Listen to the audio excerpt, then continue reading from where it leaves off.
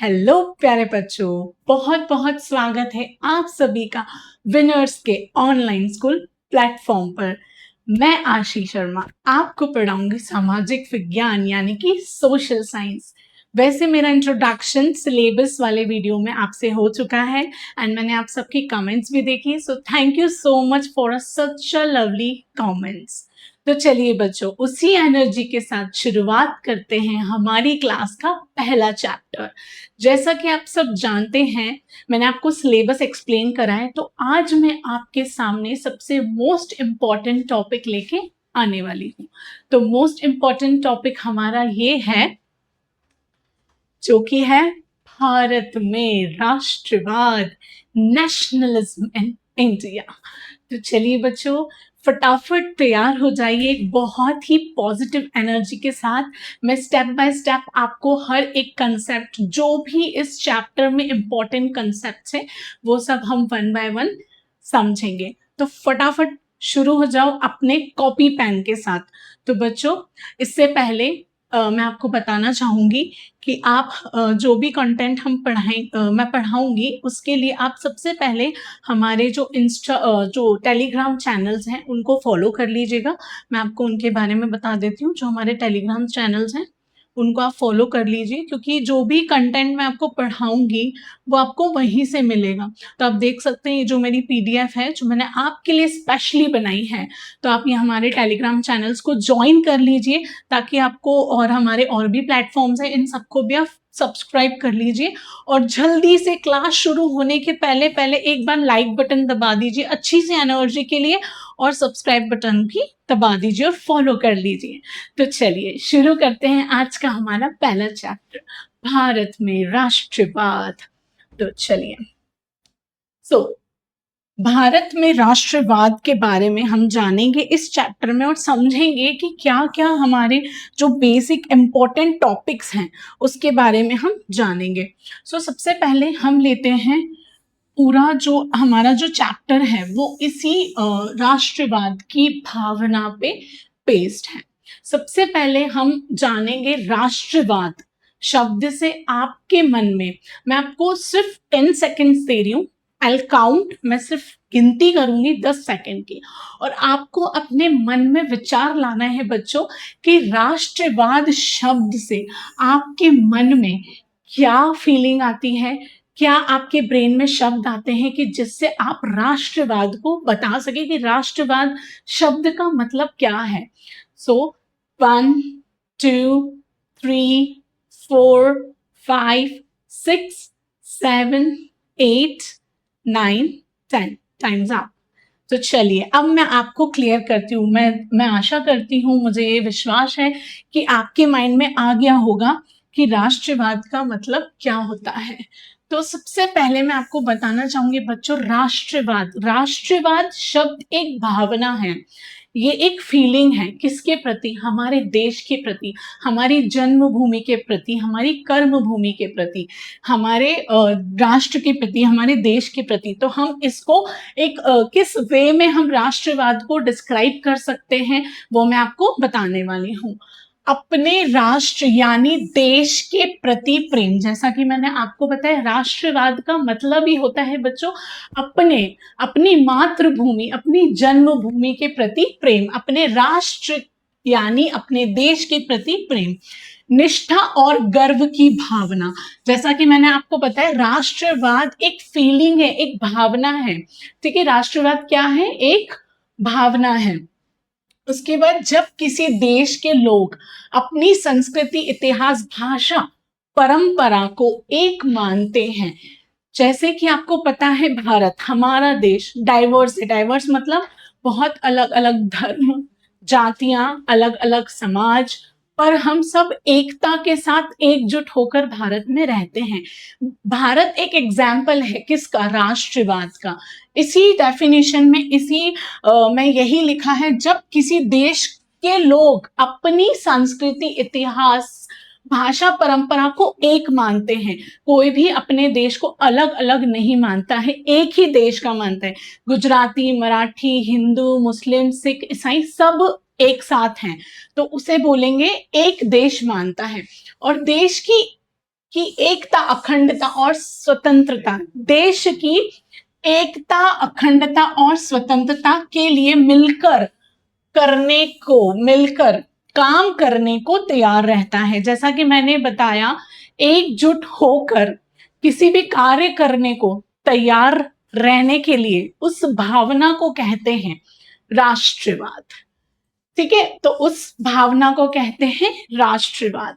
ये हो गया हमारा राष्ट्रवाद का मीनिंग, हमारे राष्ट्रवाद शब्द का अर्थ। तो बहुत ही प्यारा चैप्टर है बच्चों, हम राष्ट्रवाद की भावना से ही इस चैप्टर को पढ़ेंगे। वैसे भी 15 अगस्त आने वाला है, तो उसी भावना के साथ हम इस चैप्टर को पढ़ेंगे बच्चों। मैं एक बार इंग्लिश में एक्सप्लेन करना चाहूंगी रीडिंग के लिए। Nationalism means the feeling of love, loyalty, and pride towards one's nation. When the people of a country consider their culture, history, language, and tradition as one and reach ready to work together for the unity and freedom of the country, it is called nationalism. Bharat में राष्ट्रवाद। तो चलिए बच्चों, अब मैंने आपको राष्ट्रवाद का मतलब तो बता दिया। अब मैं आपको बताऊंगी इस चैप्टर में हम कौन कौन से टॉपिक्स को पढ़ेंगे, कौन कौन से टॉपिक्स को समझेंगे, ये हम डिस्कस करते हैं। तो चलिए बच्चों, मैं आपको बताना चाहूंगी प्रथम विश्व युद्ध के बारे में। हम इसमें पढ़ेंगे फर्स्ट वर्ल्ड वॉर के बारे में, प्रथम विश्व युद्ध के बारे में।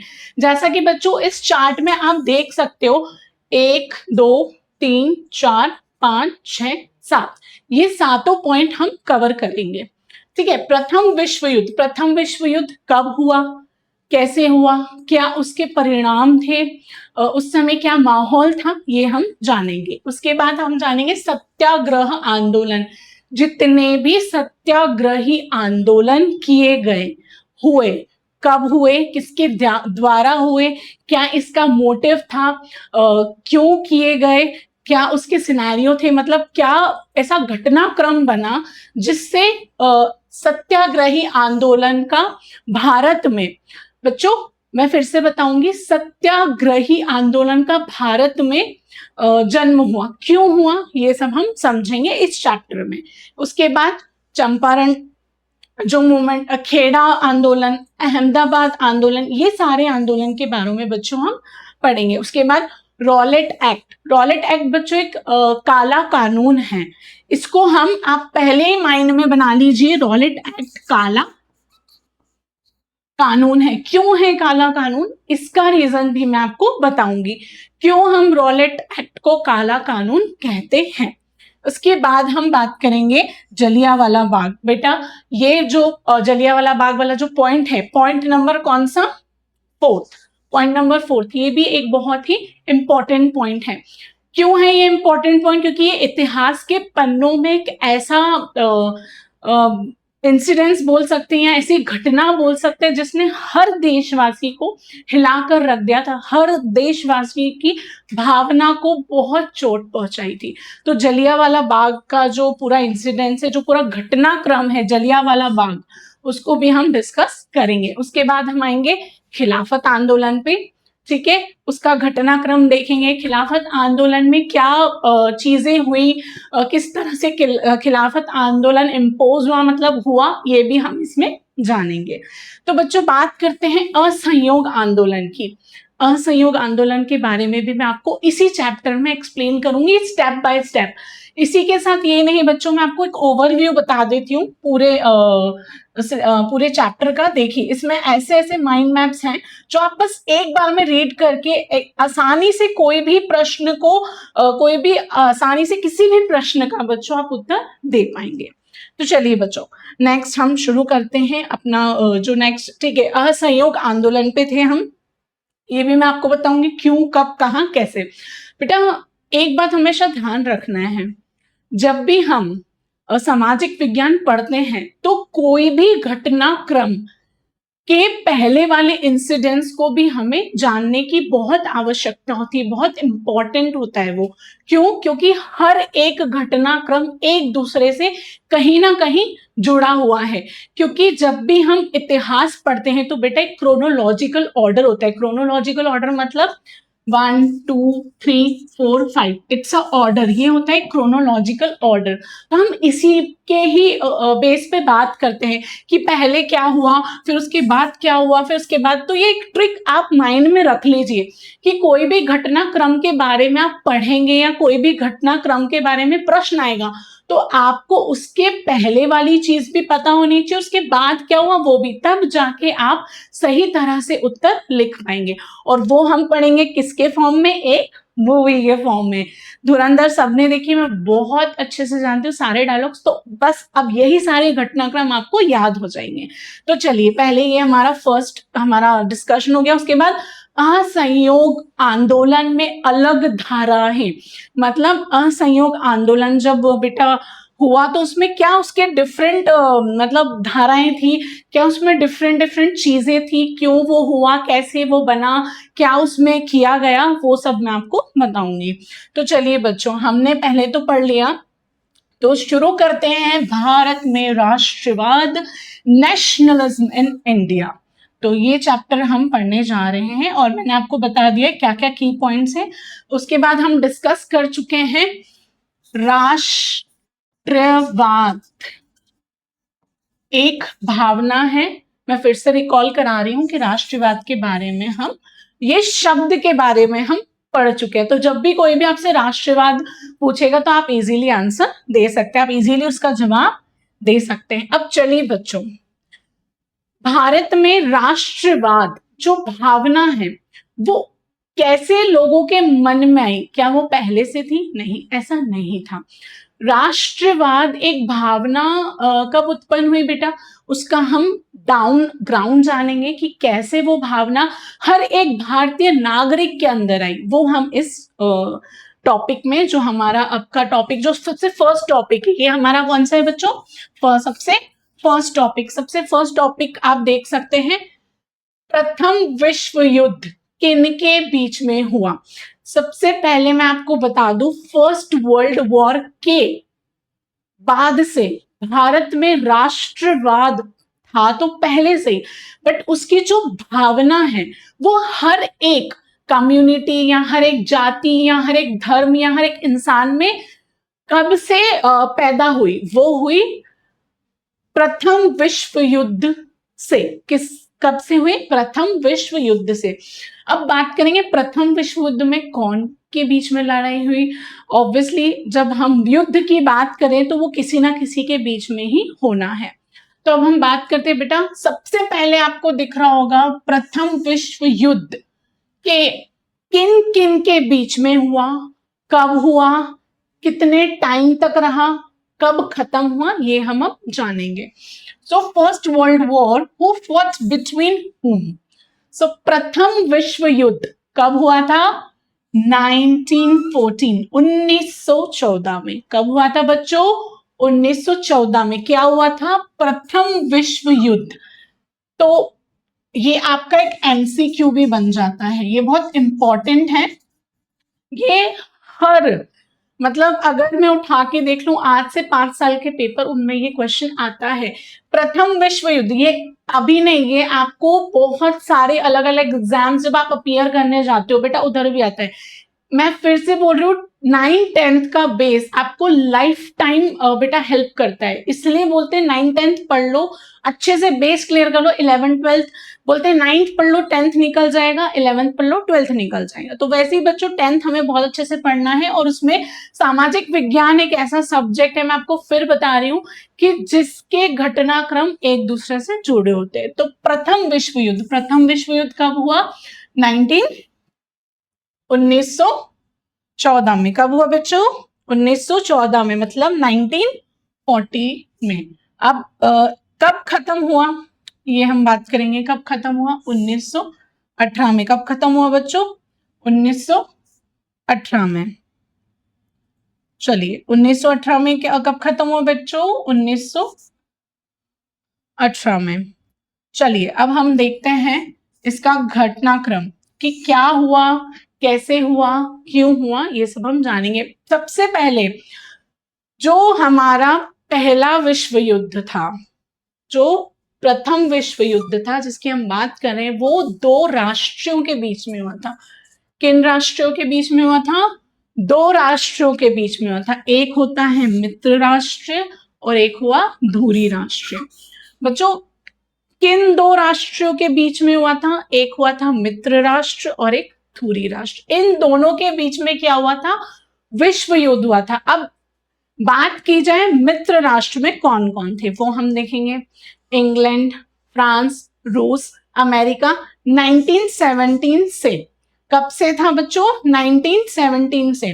देखो आप ये पूछेंगे यहाँ पे क्यों ये 1917 क्यों लिखा गया है? इसलिए लिखा गया है क्योंकि बच्चों 1917 से पहले अमेरिका इसका भागीदार, इस युद्ध का हिस्सा नहीं था। कब ज्वाइन किया? 1917 में। ये भी एक क्वेश्चन आता है, ये आपको बाद में भी लॉजिकल जब आप जीके क्वेश्चंस करते हैं तब ये आता है। तो अमेरिका कब से शामिल हुआ बच्चों? 1917 से।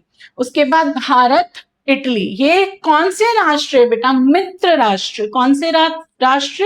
मित्र राष्ट्र। और अब धुरी राष्ट्र पे आते, मतलब सेंट्रल पावर्स।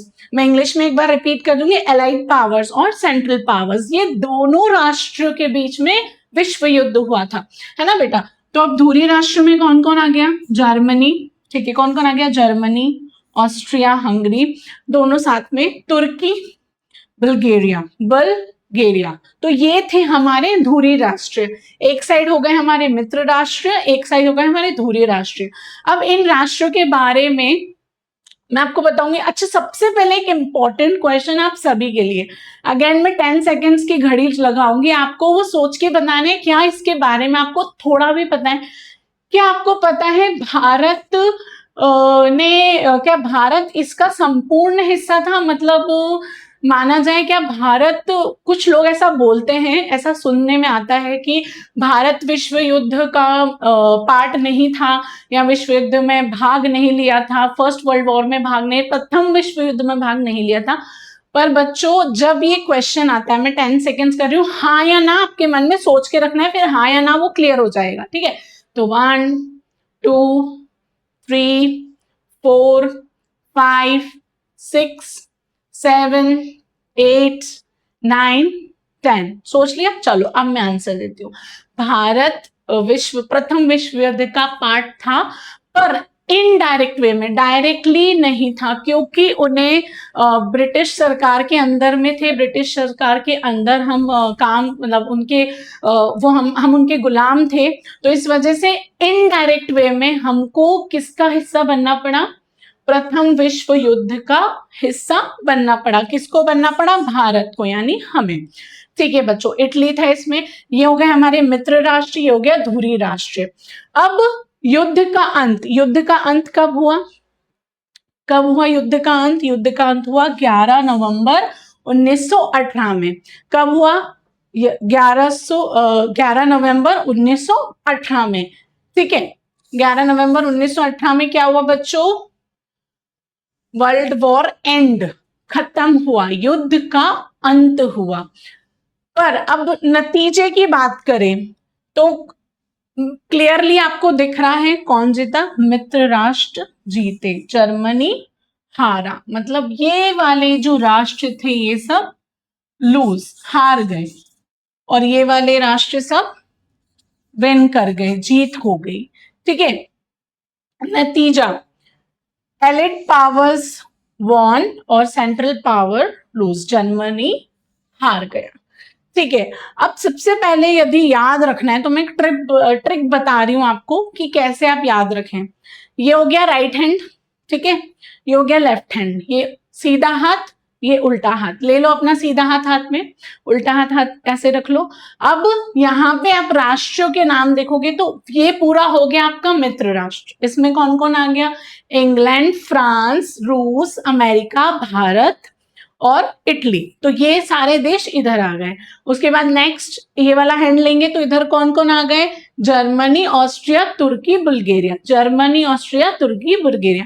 अब ये हैंड्स को आप यूज करना जब भी प्रश्न आएगा कि प्रथम विश्व युद्ध किन के बीच में हुआ, तो राइट हैंड हो जाएगा मित्र राष्ट्र और ये धुरी राष्ट्र, इनके बीच में आप लिख देंगे।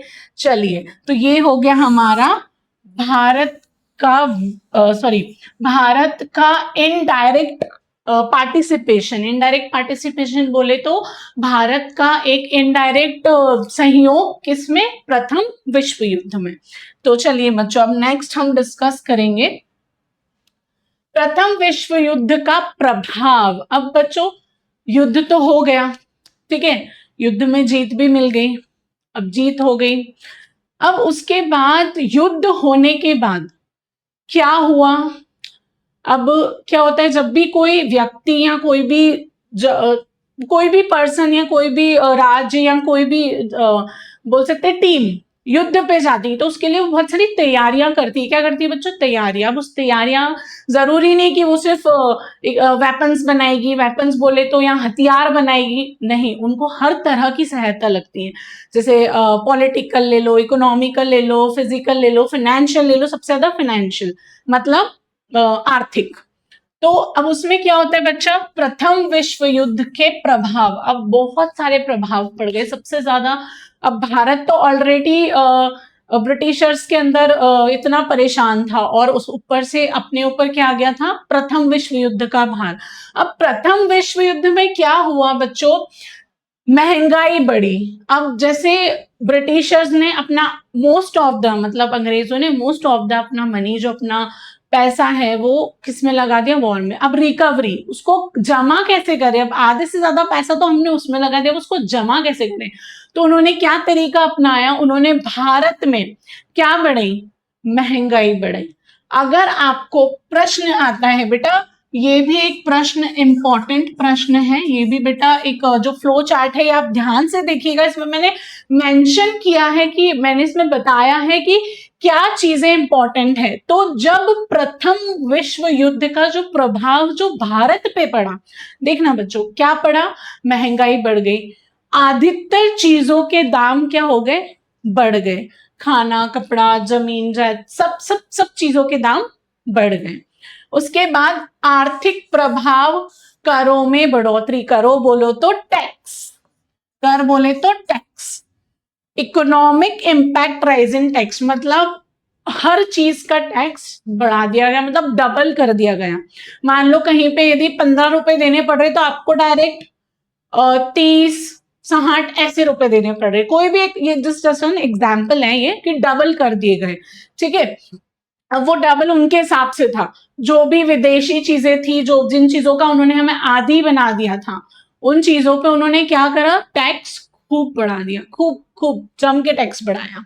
उसके बाद मजदूरों तथा दस्तकारों का रोष। उसके बाद क्या हुआ, अब जो मजदूर है, जो डेली अर्निंग करता है, जो डेली कमाता है भैया, उसकी सैलरी भी मतलब उसका जो कमाई होती है वो कम होती है। अब उसमें वो या क्या बचाएगा या क्या खर्च करेगा वो उस पे, तो उन लोगों पे इतना भार बढ़ गया कि उन लोग का प्रॉपर घर नहीं चल पा रहा था, प्रॉपर मतलब वो लोग चीजें नहीं कर पा रहे थे, आर्थिक तंगी आ गई थी। इसको हम किसका नाम देंगे, आर्थिक तंगी आ गई थी। किस वजह से आ गई थी, प्रथम विश्व युद्ध था, उसके बाद उसमें महंगाई बढ़ गई, आर्थिक प्रभाव, कारों में बढ़ोतरी, मजदूरों तथा दस्तकारों का रोष। उसके बाद लोगों में भी गुस्सा आने लगा कि इतना पहले इतना सारा कुछ चल रहा है, उसके बाद हमारे ऊपर टैक्स बढ़ा दिए गए, सॉरी टैक्स बढ़ा दिए, हर चीज महंगी कर दी, अब हम कैसे रहेंगे। उसके बाद प्राकृतिक संकट, अब इसके बाद और ऊपर से क्या हुआ बच्चों, महामारी, एक फ्लू फैला था तो वो महामारी के रूप में आ गया था, महामारी क्या हो गई, महामारी। उसके बाद अकाल, अकाल पड़ गया, सूखा, फिर सूखा पड़ गया, बारिश नहीं हुई, अकाल पड़ गया, अनाज कम होने लगा, व्यवस्थाएं बिगड़ गई, सबको आर्थिक तंगी से जूझना पड़ा, खाने में समस्या आ गई, अनाज कम पड़ गया। तो हर चीज में बेटा वर्ल्ड वॉर का इम्पैक्ट आया, हर चीज में वर्ल्ड वॉर का एक सीधा प्रभाव आया। किस पर? भारत पर। ठीक है, impact of first world war मतलब प्रथम विश्व युद्ध का प्रभाव। तो यदि आपसे प्रश्न पूछा जाए, ये आपका 3 मार्क का प्रश्न हो गया है, 3 मार्क का उत्तर हो गया, 3 अंकों का मतलब 3 मार्क्स का आपका ये उत्तर हो गया। अगर पूछा जाए कि विश्व युद्ध के क्या प्रभाव पड़े भारत पे, किस पे? भारत पे, तो ये आप आसानी से लिख सकते हैं। पहला, महंगाई बढ़ी। ठीक है, अगेन हम हमारे हैंड्स यूज कर सकते हैं रिमाइंड करने के लिए, याद रखने के लिए। पहला क्या हुआ बच्चों? पहला, महंगाई बढ़ी। दूसरा, आर्थिक प्रभाव, करों में बढ़ोतरी, जितना भी टैक्स है वो सब क्या हो गया? डबल हो गया, करों में बढ़ोतरी हो गई। उसके बाद क्या हो गया? मजदूरों तथा दस्तकारों, दस्तकारों बोले तो बच्चा जितने भी हैंडीक्राफ्ट्स लोग जो बोलते हैं, जो चीजें बनाते हैं हाथ से, दस्तकारों में को रोष। अब उनमें भी क्रोध आ गया, तो मजदूरों तथा दस्तकारों का रोष, उनका भी मतलब उनके लिए भी महंगाई बहुत ज्यादा बढ़ गई, चीजें नहीं मिल पा रही थी। और फिर हम बात करेंगे प्राकृतिक संकट, महामारी, अकाल और सूखा। तो आप ऐसे ये 4 पॉइंट्स आप बिल्कुल आसानी से ऐसे 4 फिंगर्स में डिवाइड करके आप आराम से लिख सकते हैं। ठीक है, अब क्वेश्चन अगर आएगा कब से कब तक चला, तो इसका आंसर भी आपके पास है। 1914 से लेके 1918 तक चला। कब तक चला? 1914 से लेके 1918 तक चला। मैं इंग्लिश में एक बार रिपीट करूंगी। First world war, prices increased, prices बढ़े। Economic impact, rise in taxes, taxes कर बढ़ा। Anger of workers and craftsman, लोगों में जितने भी क्राफ्ट्समैन थे, जितने भी लोग थे, उनमें भी बहुत सारा एंगर बढ़ा, क्योंकि महंगाई इतनी बढ़ गई कि इंसान क्या खाएगा और क्या कमाएगा। It's like that only. So natural calamities, उसमें हमारा आ जाता है पेंडेमिक आ गया, उसमें फैमिन, ड्रॉट आ गए, बहुत सारी ऐसे अकाल सूखा पड़ गया। चलिए, तो ये हमारा ये वाला प्रथम विश्व युद्ध कब हुआ, किस किन के बीच में हुआ, क्या उसका प्रभाव था, ये हमारे ये कंप्लीट हो गया है। ठीक है, अब हम नेक्स्ट बात करेंगे। तो ये आपके सामने मैं एक 20 सेकेंड्स तो ज्यादा हो जाएगा, आई थिंक मेरे बच्चे तो 10 सेकेंड में ही आंसर कर देंगे, है ना? है ना बच्चों? जिन्होंने फर्स्ट ये दो टॉपिक समझे हैं, 3 टॉपिक समझे, वो आसानी से इसका आंसर कर देंगे। तो question, when did the first world war take place? प्रथम विश्व युद्ध कब हुआ? प्रथम विश्व युद्ध बेटा, प्रथम विश्व युद्ध कब हुआ? एक सेकेंड, प्रथम विश्व युद्ध कब हुआ? तो आपका आंसर क्या है? मैं काउंटडाउन स्टार्ट कर रही हूं, दैट इज 10 सेकेंड का हमारा काउंटडाउन स्टार्ट होगा। 1 2 3 4 5 6 7 8 9 10 हो गया। तो चलिए आंसर बता दें। तो आंसर है 1914 से लेके 1918 तक। इसमें एक क्वेश्चन ये भी आ सकता है बच्चों कि सिर्फ आपको लिखना है कब हुआ, तो आप सिर्फ ये लिखेंगे, बट आप ये एडिशनल लिख देंगे तो एग्जामिनर जो भी आपकी कॉपी चेक करेगा उसको ये क्लियर हो जाएगा कि इन्होंने पूरा चैप्टर बहुत ही अच्छे तरह से समझा है और पढ़ा है ना बच्चों? तो चलिए एक बार तालियां हो जाए जिन जिन ने आंसर, और जिनने आंसर गलत भी दिया है कोई बात नहीं, फिर से हम रिवीजन जब करेंगे तब आपको आंसर पक्का आ जाएगा, है ना? चलो बच्चों नेक्स्ट क्वेश्चन पे जाएंगे, नेक्स्ट टॉपिक पे जाएंगे। सो हमारे पहले हम देख लेंगे कौन कौन से टॉपिक हमने फिनिश कर लिए। 2-3 टॉपिक हमारे मतलब एक टॉपिक हमने अभी फिनिश कर लिया। अब हम आएंगे सेकेंड वाले टॉपिक पे। सेकेंड टॉपिक हमारा क्या है बच्चों?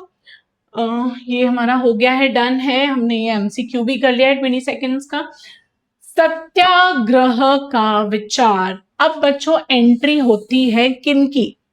महात्मा Gandhi ji, Bapu Mohandas Karamchand Gandhi, father of the nation, Bharat के राष्ट्रपिता की। अब भारत के राष्ट्रपिता ने एक विचार दिया। किसका विचार दिया बच्चों? सत्याग्रह का विचार दिया। कब दिया?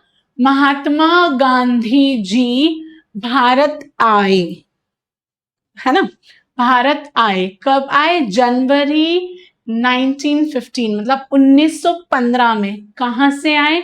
दक्षिण अफ्रीका से आए। महात्मा गांधी जी जनवरी 1915 में भारत आए। कहां से आए? दक्षिण अफ्रीका से आए, भारत लौटे। 1916 में अहमदाबाद में साबरमती आश्रम की स्थापना करी। जनरली जब हम साबरमती आश्रम का नाम लेते हैं तो बहुत सारे बच्चे कंफ्यूज हो जाते हैं, क्योंकि क्या होता है, 9th का जिन्होंने अच्छे से नहीं पढ़ा है, मतलब यहाँ दिमाग में नहीं बैठा पाए बच्चों, मैंने आपको फिर बता रही हूँ कि सोशल साइंस, सामाजिक विज्ञान बच्चों एक ऐसा सब्जेक्ट है जो हर घटनाक्रम से दूसरी घटना जुड़ी हुई है, एक दूसरे से हर घटना जुड़ी हुई है। तो जब भी बात आती है साबरमती आश्रम की, तो साबरमती आश्रम 1916 में अहमदाबाद में साबरमती आश्रम की स्थापना की। किन्ने की?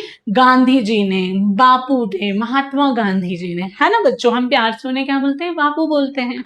तो अगर जैसे कभी होता है कि इजी कुछ ट्रिक्स नहीं आती, तो आप ऐसे नाम दे सकते हो अपने हिसाब से, पर हम तो उन्हें बापू बोलते ही हैं, है ना बच्चों। तो महात्मा गांधी जी जनवरी 1915 में दक्षिण अफ्रीका से भारत लौटे। अब सत्याग्रह का विचार लेकर कहां से पहुंचे? भारत पहुंचे। कहां से लाए वो विचार? दक्षिण अफ्रीका से लाए वो विचार, है ना बच्चों। तो सत्याग्रह का विचार, अब जब बात आती है सत्याग्रह का विचार है क्या, है ना। सत्याग्रह का विचार मतलब सत्य की राह पर आग्रह। सत्याग्रह का मतलब ही यही है बच्चों, है ना बच्चों। सत्याग्रह का क्या मतलब है? सत्याग्रह का मतलब ही यह है सत्य की राह पर आग्रह, मतलब सत्य की राह पर चलना। सत्याग्रह का मतलब ही है सत्य की राह पर आग्रह, मतलब सत्य की राह पर चलना। उसके बाद सच्चाई और अहिंसा का एक ढंग, ये एक तरीका है। जैसे सपोज आपने, किसी ने ठान लिया अब तो मैं टीचर से, मम्मी पापा से, दोस्तों से, अपने भाई बहनों से सिर्फ क्या बोलेंगे? सच बोलेंगे। तो आप किसकी राह पे चलोगे? आप सत्य की राह पर आग्रह कर रहे हो। सच्चाई और इनसे एक ढंग, तो ये आपका एक तरीका हो गया, है ना, जीने का तरीका हो गया, आपके दोस्तों से बात करने का तरीका हो गया, आपके मम्मी पापा से, आपकी फैमिली, आपके फ्रेंड से बात करने का ढंग, तरीका हो गया। तो सच्चाई और अहिंसा, अहिंसा मतलब लड़ाई नहीं करनी, अहिंसा परमो धर्म, ये सबको पता है, मोस्टली जगह आप लोग ने सुना होगा। तो गांधी जी ने सत्याग्रह का विचार कहां से लेके आए? दक्षिण अफ्रीका से लेके आए, है ना। तो ये उनका सत्याग्रह का विचार, सत्य की राह पर आग्रह, सच्चाई और अहिंसा का एक ढंग, सत्य की खोज पर बल, मतलब सत्य की खोज पर बल, मतलब सत्य की खोज पे ज्यादा जोर देना कि सच क्या है, सच्चाई की राह, अहिंसा, ये सब किसने हमें डेफिनेशन दी, किसने समझाया? महात्मा गांधी जी ने, बापू ने। तो वो सत्याग्रह का विचार कहां से लेके आए थे? दक्षिण अफ्रीका से। अब दक्षिण अफ्रीका से कब आए थे? जनवरी 1915 में भारत लौटे। और साबरमती आश्रम कब बना? ठीक है, 5 सेकंड दे रही हूं, देख लो और समझ लो, फिर आगे बाद में क्वेश्चंस आएंगे, है ना बेटा। हर एक टॉपिक एक दूसरे से जुड़ा हुआ है, ठीक है। सो 1916 में अहमदाबाद में साबरमती आश्रम की स्थापना हुई। चलिए अब मैं आपको एक बार इंग्लिश में बता देती हूँ। Insistence of the path of truth, a method of truth and non violence, emphasize on search for truth. ठीक है, तो ये आइडिया ऑफ सत्याग्रह महात्मा गांधी जी कहां से लेके आए थे? दक्षिण अफ्रीका से। तो चलिए बच्चों, अब हम बात करते हैं आगे, हमारा नेक्स्ट टॉपिक। हाँ, अगेन एक क्विज क्वेश्चन। ये बेटा जो एमसीक्यूज है ना, ये लास्ट 5 इयर्स, कितने इयर्स? लास्ट 5 इयर्स में आ चुके हैं, और भी लास्ट ईयर्स भी आए थे। यस, हाँ लास्ट ईयर भी थे, यस करेक्ट। सो ये आईएमपी कर लो, ठीक है। आपके 3-4 मार्क्स तो यहीं पे कवर हो गए हैं, ठीक है। तो आपको ज्यादा ऐसा कुछ ऐसा बर्डन नहीं देना है अपने ब्रेन पे, है ना। ज्यादा ऐसे बर्डन लेके नहीं पढ़ना है, आराम से पढ़ना है। एक फॉर्म में पढ़ना है, कंसेप्ट को क्लियर लेके चलना है, ठीक है। अब सबसे पहले सॉरी एमसीक्यू, सॉरी कि एमसीक्यू यहाँ पे शायद मिस आउट हो गया, ठीक है, वो हम जब रिवीजन करेंगे तब वो एमसीक्यू मैं आपके लिए जरूर डालूंगी। चलो मैं एमसीक्यू खुद ही ले लेती हूँ। अच्छा अच्छा आप खुद ही लिख लो, फिर जब आंसर हो जाए तो आप कमेंट्स में डाल देना कि मैडम ये आंसर हमें आ गया, ठीक है। 5 सेकंड में लिखना है। रेडी हो? चलो कॉपी पेन जिसके हाथ में, और जिनने नहीं लिए कॉपी पेन प्लीज ले लो बच्चों, क्योंकि ये आईएमपीज है तो लिख लो आप। वैसे तो आपको पूरी, अगर आपने टेलीग्राम से नहीं जुड़े हैं तो आपको ये पीडीएफ नहीं मिल पाएगी। आप टेलीग्राम पे हमें ज्वाइन कर लीजिएगा और कमेंट सेक्शन में लिख दीजिएगा कि मैम टेलीग्राम चैनल ज्वाइन कर लिया है ना। और कुछ बच्चों की कमेंट्स मैंने पढ़ी थी, जो मेरा सिलेबस वाला चैप्टर था, उसके लिए मैं बहुत बहुत थैंक यू कहना चाहूंगी कि आपको मेरा सिलेबस बताने का तरीका अच्छा लगा और आपने मुझ पे बिलीव करा और नेक्स्ट क्लास में आए, तो उसके लिए बहुत बहुत थैंक यू। चलिए बच्चों ऑन द टॉपिक। सो अब हम पढ़ेंगे चंपारण, तो सॉरी पहले मेरा एमसीक्यू ले लो आप, मैं भूल गई थी, एमसीक्यू ले लो आप। एमसीक्यू ये है कि साबरमती आश्रम की स्थापना कब हुई, ये आपका पहला एमसीक्यू है। उसके बाद नेक्स्ट एमसीक्यू, महात्मा गांधी जी दक्षिण अफ्रीका से भारत कब आए, है ना। तो ये दोनों के आंसर फटाफट लिख के कमेंट कर देना, है ना। आई विल चेक, मैं देख लूंगी आपके कमेंट्स। चलिए सो आते हैं हमारे टॉपिक पे। चंपारण आंदोलन 1917 में, अभी तक हमारी बात चल रही थी 1915 और 1916 की। मैं आपको फिर बता रही हूं बेटा, हर एक जो साल है वो हमारी हिस्ट्री, जब हम इतिहास पढ़ते हैं उसमें हर एक साल का डिस्क्रिप्शन है, हर एक साल का उल्लेख है। तो आप उसी साल के, मतलब हर एक साल एक के बाद एक आता जाएगा, है ना। तो 1915, 1916, अब हम आ गए 1917 में। चंपारण मूवमेंट, चंपारण आंदोलन, किसानों की समस्या का आंदोलन। सबसे पहली बात बेटा, जब भी आप चंपारण आंदोलन के बारे में बोलेंगे या पढ़ेंगे या सुनेंगे, सबसे पहले माइंड में चंपारण आंदोलन क्यों हुआ था, किसानों की समस्या का आंदोलन। अब बच्चों ऐसा है, मान लो आपका एक खेत है ना, मैं आपको जबरदस्ती बोलूं कि उस खेत में सब्जियां कम उगाओ, आपका बहुत बड़ा खेत है ना, उसमें आधे से ज्यादा हिस्सा में आप नील उगाओ, और जबरदस्ती आपको नील उगवाओ और अनाज कम, अनाज की बिल्कुल बंद ही करवा दूं, और उससे आपकी जो जमीन है बच्चों, जैसे हम भारतीय संस्कृति में हम क्या करते हैं, हमारी जो जमीन है उसे हमारी माँ की तरह पूछते हैं, माँ ही मानते हैं ना, जैसे भारत माता बोलते हैं। तो उसको खराब करने के लिए मैं आपको बोलूं तो आप करेंगे क्या? नहीं, आपको बुरा लगेगा। एक टाइम पे ठीक है कर दिया, चलो ठीक है बोला, पर जब आपको दिखने लग जाएगा कि वो धरती, वो माँ, धरती माँ जो हमारी, वो खराब हो रही है, तो आप क्या करोगे बेटा? ऐसा नहीं, आपको गुस्सा आएगा, आपको पीड़ा होएगी, है ना, आपको अच्छा नहीं लगेगा। तो यहाँ पे भी यही हुआ। क्या हुआ? चंपारण आंदोलन क्यों हुआ? किसानों की समस्या का आंदोलन था। क्यों था ये? नील की खेती कराना किसानों के लिए हानिकारक था, उससे बीमारियां भी होती थी, जमीन भी खराब होती थी। बेटा ये नील किस बारे में बात हो रही है? नील वो बारे में बात हो रही है, बिल्कुल जो आप कपड़ों में जो सफेदी के लिए नील डलती है बेटा, उसकी खेती के बारे में बात हो रही है। तो ये नील अगर आप गूगल पे या सर्च करेंगे तो आपको इसकी एक फोटोग्राफ दिख जाएगी। जो धतूरा होता है गोल गोल सा, जो धतूरा होता है उसके जैसा ही ये एक गोल गोल रहता है नील, उसके अंदर से फिर वो नील बनता है, जो कपड़ों पे नीला बोलते हैं ना, नीला करने के, साफ करने के लिए सफेद कपड़ों को स्पेशली यूज होता है, ये वो नील है। तो नील की खेती करना किसानों के लिए हानिकारक, क्यों हानिकारक होती थी बेटा? वो क्योंकि उसके कुछ पदार्थ ऐसे थे जो अपने लिए जब वो खेती करते थे तो जो उसका प्रोसेस है वो सही नहीं होता था, तो जमीन भी उससे खराब होती थी, क्योंकि उपजाऊ जमीन जिसमें अनाज उगता है वो भी इससे खराब होने लगी थी, है ना। तो नील की खेती का विरोध, प्रोटेस्ट अगेंस्ट इंडिगो कल्टीवेशन, मतलब नील की खेती के विरोध में ये चंपारण आंदोलन शुरू किया गया। पहला सत्याग्रह। अब हम बात कर रहे हैं चंपारण आंदोलन जो था, जो कब हुआ था? 1917 में। कब हुआ था बच्चों? 1917 में, है ना। ये सबसे पहला आंदोलन था, सबसे प्रथम आंदोलन, सत्याग्रही आंदोलन। अच्छा, सबसे पहले मैं बात बता दूं, ये जो आंदोलन हम पढ़ रहे हैं ये है सत्याग्रही आंदोलन। कौन से आंदोलन है बेटा? सत्याग्रही आंदोलन। सत्याग्रही आंदोलन के बारे में हम पढ़ रहे हैं, है ना।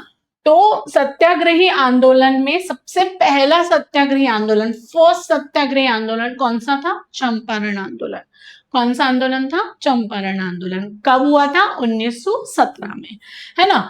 अब जो मैं बात कर रही थी जमीन के हिस्से की, तो उसमें से 3/20 भाग में नील की खेती करनी पड़ती थी। मतलब कितनी खेती करनी पड़ती थी? सॉरी, 3/20 भाग, है ना। 3/20 भाग में किसकी खेती करनी रहती थी? नील की खेती करनी। नील मैंने आपको बता दिया, आपको गूगल पे एक बार देख लेना, एक जस्ट फॉर जनरल नॉलेज, कि आपको याद हो जाए कि किस नील की बात हो रही है। कुछ बच्चे कंफ्यूज हो जाते हैं कि पेन वाली नील और किसी किसी नील्स की बात तो नहीं, ये उस वाले नील की बात है जिससे सफेद कपड़े साफ होते हैं, है ना बच्चों। तो ये हमारा हो गया कौन सा आंदोलन? ये हमारा हो गया चंपारण आंदोलन, है ना। चंपारण आंदोलन, ठीक है। अब बात आती है चंपारण आंदोलन क्या था। तो आपका समझ में आ रहा है, ये आपका 1 2 3 4 मतलब 2 से 3 मार्क का आंसर आपको यहीं पे मिल जाएगा। तो ये हमने लर्न कर लिया है, ये हमको माइंड में बैठ गया है, हमने इसकी कहानी भी सुन ली है। चंपारण आंदोलन हमारे दिमाग में बैठ गया है ना बच्चों। ठीक है, अब नेक्स्ट कौन सा आंदोलन था? ये भी एक सत्याग्रही आंदोलन है, ठीक है। ये भी हमारा जो चंपारण आंदोलन है वो भी सत्याग्रही आंदोलन है। और जो खेड़ा आंदोलन, अब हम बात करेंगे खेड़ा आंदोलन की। खेड़ा आंदोलन बेटा क्या है? खेड़ा मूवमेंट। अब फिर से मैं आपको ये टाइमलाइन बताऊंगी। 1917 से अब हम आ गए 1918 पे, 1918, है ना। 1917 में कौन सा आंदोलन हुआ? चंपारण आंदोलन। और 1918 में कौन सा आंदोलन हुआ? खेड़ा आंदोलन, है ना। तो 1918 में हुआ खेड़ा आंदोलन, मतलब खेड़ा मूवमेंट। अधिक वर्षा से गुजरात के खेड़ा की फसल नष्ट हो गई। खेड़ा नाम सुनते से गुजरात का एक गांव है, वहां पे अधिक वर्षा से फसल नष्ट हो गई, है ना। वहां पे अधिक वर्षा से फसल नष्ट हो गई। किसानों को आर्थिक नुकसान। खेड़ा आंदोलन का रीजन है बेटा ये। खेड़ा आंदोलन क्यों शुरू करा गया? क्यों सत्याग्रही? दूसरा, पहला सत्याग्रही आंदोलन हमारा चंपारण आंदोलन था, दूसरा सत्याग्रही आंदोलन खेड़ा आंदोलन क्यों किया गया? क्योंकि क्या हुआ था, किसानों को आर्थिक नुकसान पहुंचा, है ना। किसानों को लगान न देने के लिए संघर्ष किया। अब भैया खेती नहीं हो पा रही है, खेती नहीं हो पा रही है, तो उसके बाद क्या करेंगे हम?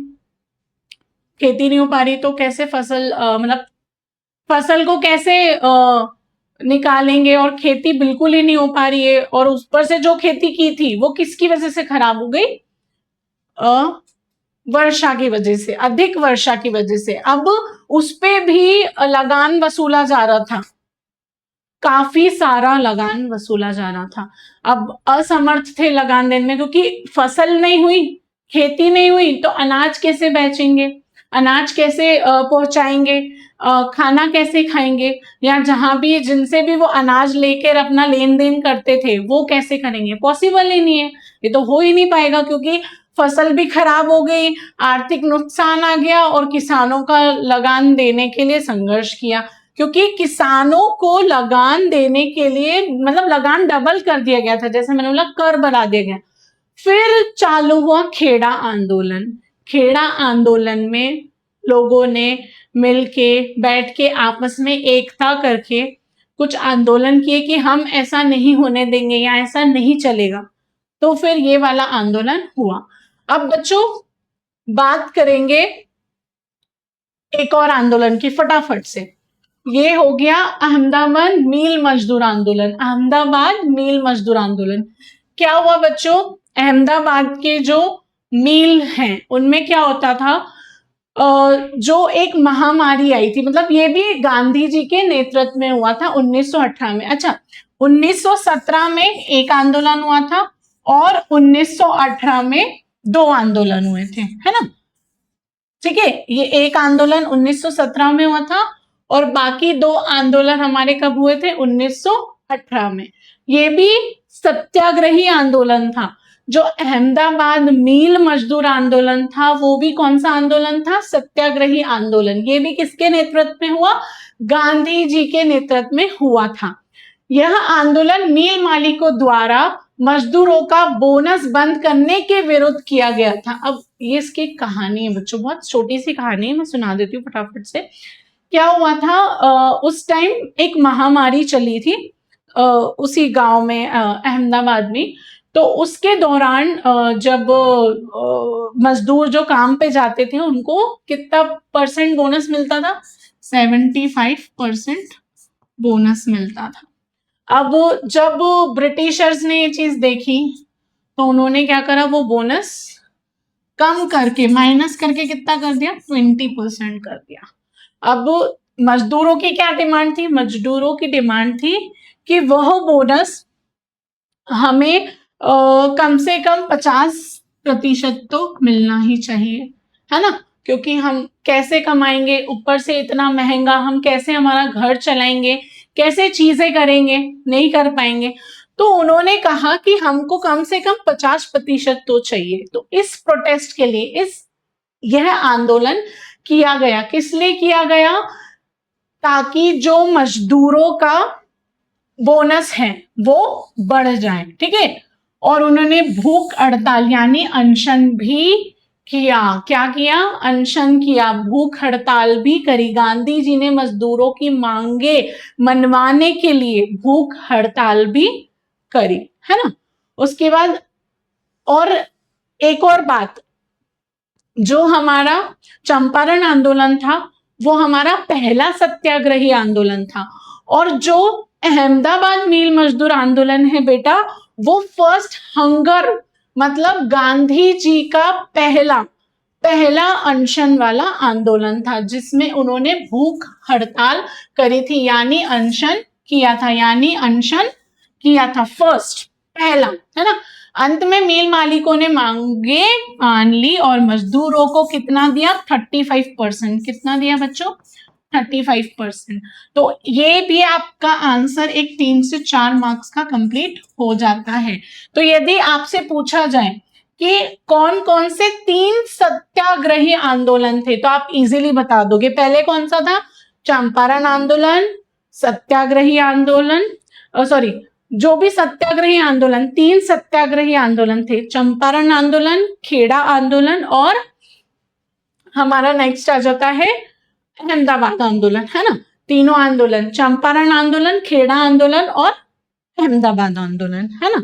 तो ये तीनों आंदोलन कौन से आंदोलन थे? ये थे सत्याग्रही आंदोलन। इन आंदोलन का हेडिंग क्या होगा जब भी आपसे पूछा जाएगा? बच्चों बताओ कौन कौन से थे 3 आंदोलन? सत्याग्रही आंदोलन कितने थे? 3 थे। कौन कौन से थे वो भी आप आराम से लिख दोगे। 2 आंदोलन 1918 में हुए, फिर से बताती हूं मैं, 2 आंदोलन 1918 में हुए और एक आंदोलन 1917 में हुआ, है ना बच्चों? तो ये हमारा पूरा रहेगा, है ना? तो ये तीनों आंदोलन के बारे में हम पढ़ चुके हैं। ओके बच्चों, तो अब मैं आपको एक और एमसीक्यू दे रही हूं, मतलब एक और सवाल शायद आपके पास आ रहा है। चलो मैं आपको एक और सवाल खुद से दे रही हूँ, है ना? तो अगेन 5 सेकेंड मिलेंगे, कमेंट में आप आंसर बाद में लिख देना, है ना? तो अभी तो पहले आप नोटबुक में नोट कर लो। कौन कौन से 3 सत्याग्रही आंदोलन गांधी जी के द्वारा चलाए गए और कब चलाए गए। इसके आप तीनों के नाम और ईयर आप लिख के कमेंट कर दीजिएगा, है ना बच्चों। चलो अब बात आती है, हमने अभी कितना कवर अप कर लिया मैं आपको बता रही हूँ, है ना बच्चों। अब हमने पढ़ा है, जब हम बात कर रहे हैं भारत में राष्ट्रवाद की, तो इसमें गांधी जी का आगमन तक हमने पढ़ लिया, उसके बाद उनके सत्याग्रही आंदोलन के बारे में पढ़ लिया। तो प्रथम आंदोलन विश्व युद्ध, पहले सॉरी प्रथम हमने सबसे पहले पढ़ा प्रथम विश्व युद्ध के बारे में, फिर पढ़ा सत्याग्रही आंदोलन। हमारे तीनों आंदोलन कवर हो गए हैं। अब हम नेक्स्ट जो हमारी क्लास रहेगी उसमें हम शुरुआत करेंगे रॉलेट एक्ट के बारे में, है ना। डायरेक्ट किसके बारे में, रॉलेट एक्ट के बारे में, जो है काला कानून। अब थोड़ा सा मैं आपको एक होमवर्क दे रही हूँ, हल्का हल्का सा आप सर्च करके आना क्या है ये रॉलेट एक्ट, फिर हम डिस्कशन करेंगे और क्लियर करेंगे कि क्या है काला कानून और काला कानून क्यों कहा गया है ना। चलो बच्चों ठीक है, अब हम मैं आपको बता दूं, अब हम नेक्स्ट लेक्चर में ये वाले पॉइंट के आगे से पढ़ेंगे। कौन से वाले पॉइंट के आगे से, जलियांवाला बाग से, और रॉलेट एक्ट को मैं एक्सप्लेन करूंगी। तो बच्चों क्लास आज यहीं पे हम खत्म करते हैं, है ना। तो आज के लिए इतना बहुत था आपके लिए। तो चलिए, आपको जो मैंने पढ़ाया है, अगर आपको वो पीडीएफ चाहिए, क्यों नहीं चाहिए, डेफिनेटली चाहिए, क्योंकि उसके अंदर बहुत सारे इंपॉर्टेंट टॉपिक है जो आप इजी वे में समझ के लिख सकते हैं। तो जल्दी से ज्वाइन कर लीजिए हमारे टेलीग्राम चैनल को, है ना। उसके बाद आप हमारे दूसरे और प्लेटफॉर्म से भी जुड़ सकते हैं।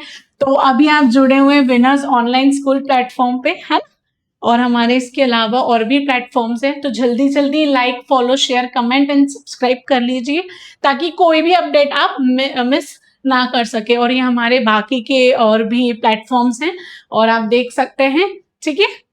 सो आज के लिए हम इतना ही, और फिर मिलते हैं अगली क्लास में। जय हिंद, जय भारत।